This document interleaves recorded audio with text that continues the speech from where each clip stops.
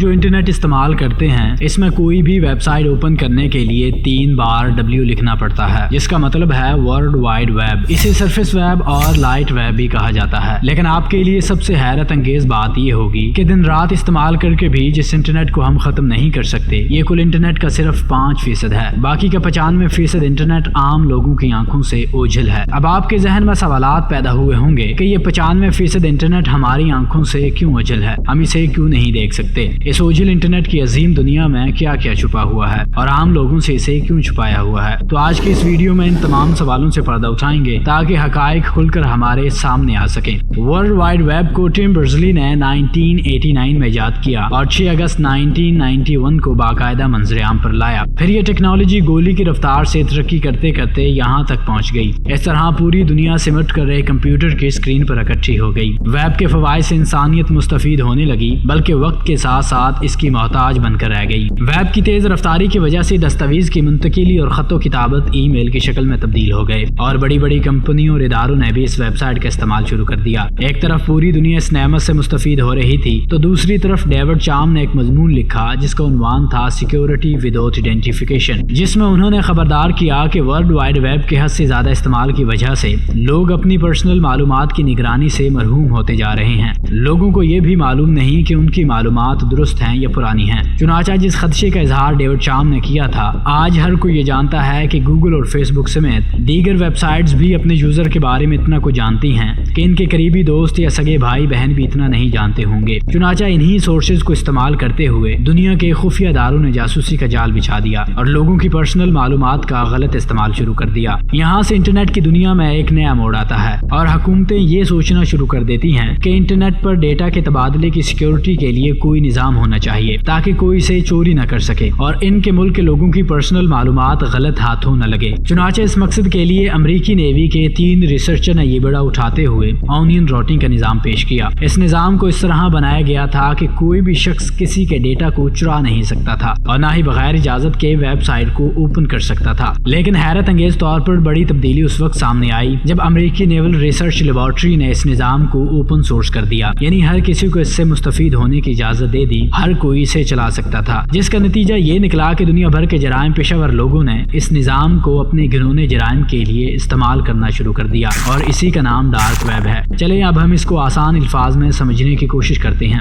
فرض کریں برف کا ایک پہاڑ سمندر میں کھڑا نظر آ رہا ہے، اس کا تھوڑا سا حصہ پانی سے باہر ہے، اسے آپ ورلڈ وائڈ ویب یعنی وہ انٹرنیٹ سمجھ لیں جسے ہم استعمال کرتے ہیں۔ پھر ایک بڑا حصہ زیر آب یعنی پانی کے نیچے نظر آ رہا ہے، اسے ڈیپ ویب کہا جاتا ہے۔ پھر اس سے بھی نیچے مزید گہرائی میں ایک حصہ نظر آ رہا ہے، اسے ڈارک ویب کہا جاتا ہے۔ پھر ڈارک ویب میں ریڈ رومرز ہوتے ہیں۔ بات یہیں پر ختم نہیں ہوتی، بلکہ اس برف کے پہاڑ کے نیچے جو سمندر کی تہہ ہے اسے مریاناز ویب کہا جاتا ہے، جس تک رسائی دنیا کے عام ممالک کی حکومتیں بھی نہیں کر سکتی۔ اب ویب کے ان چاروں حصوں کو مزید ایکسپلین کر کے سمجھنے کی کوشش کرتے ہیں۔ ورلڈ وائڈ ویب وہ انٹرنیٹ ہے جسے ہم اپنے کمپیوٹر یا موبائل پر استعمال کرتے ہیں اور اچھی طرح جانتے ہیں۔ یہ ٹوٹل انٹرنیٹ کا صرف 5% ہے۔ اس سے نیچے ڈیپ ویب ہے، یہ انٹرنیٹ کا وہ حصہ ہے جس تک رسائی صرف متعلقہ لوگوں کی ہوتی ہے اور یہ عام طور پر مختلف کمپنیوں اور اداروں کے استعمال میں ہوتا ہے، جیسے بینکوں کا ڈیٹا یا ٹیلی کام کمپنیوں کا ڈیٹا۔ فار ایگزامپل آپ ٹیلی نور کی سم اسلام آباد سے خریدتے ہیں اور پھر کراچی میں جا کر دوبارہ سم نکالنے کے لیے ان کے آفس جاتے ہیں تو وہ اپنا انٹرنیٹ اوپن کر کے آپ کی تفصیلات جان لیتے ہیں کہ آپ واقعی وہی آدمی ہیں جس کے نام پر یہ سم ہے۔ یہ سارا ڈیٹا ڈیپ ویب پر ہوتا ہے۔ چنانچہ ٹیلی نور والے صرف اپنا ٹیلی نور کا ڈیٹا اوپن کر سکتے ہیں، کسی اور کمپنی کا نہیں۔ اسی طرح ہر کمپنی کی رسائی صرف اپنے ڈیٹا تک ہوتی ہے۔ پھر ڈیپ ویب سے نیچے باری آتی ہے ڈارک ویب کی۔ یہ انٹرنیٹ کا وہ حصہ ہے جہاں تک رسائی کسی کی نہیں ہو سکتی سوائے اس کے جس کے پاس ڈارک ویب کی ویب سائٹ کا پورا ایڈریس ہو۔ عام طور پر ڈارک ویب کی ویب سائٹ کا ایڈریس مختلف نمبر اور لفظوں پر مشتمل ہوتا ہے اور آخر میں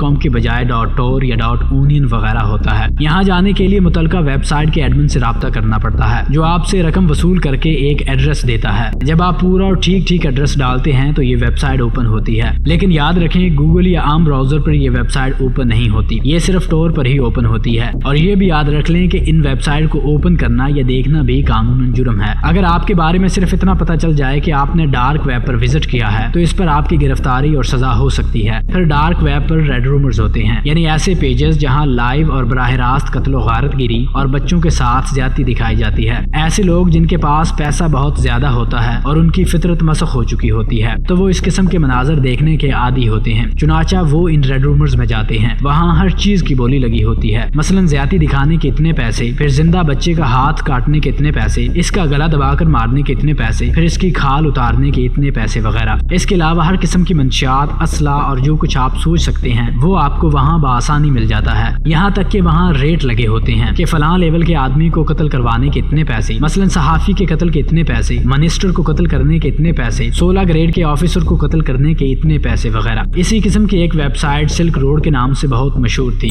The FBI today shut down what it's calling the most sophisticated internet site in the business of selling hard drugs, including heroin, cocaine, and LSD. 4 weeks of temporary silence is all they got. So now what we're looking at is essentially Silk Road reborn. It sounds like the plot of a movie. A U.S. man was able to hide behind a false identity, operating a sophisticated illegal drug website. The site operated much like eBay. It allowed users to buy and sell illegal drugs, guns, and even hire hitmen.